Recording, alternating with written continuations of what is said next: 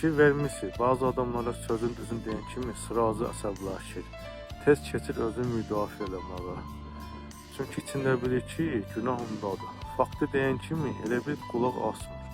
Söhbəti fırladır. Mövzunun özünə girmir, yapışır sənin səs tonundan. Niyə elə dedin, niyə belə dedin, ucadan dedin, sən o vaxtı belirlədin. Sözün mazmunun yox, necə deyildin hədəfə alır. Bu da söhbətdən qaçmağın ən asan yoludur. Sən başqa söz deyirsən, o başqa şeydən danışır. Gah oradan vurur, gah buradan vurur. Bir də baxsan ki, bunun dediklərinə cavab verə-verə sən özün də mövzudan çıxmısan. Bu keçib hücuma, sən özün müdafiə eləyirsən.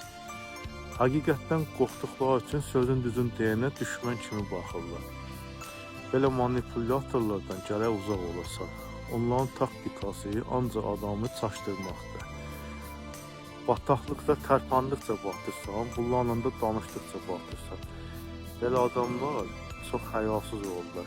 Onları heç nə sübut eləyə bilmirsən, heç nə də boynlarına qoya bilmərsən.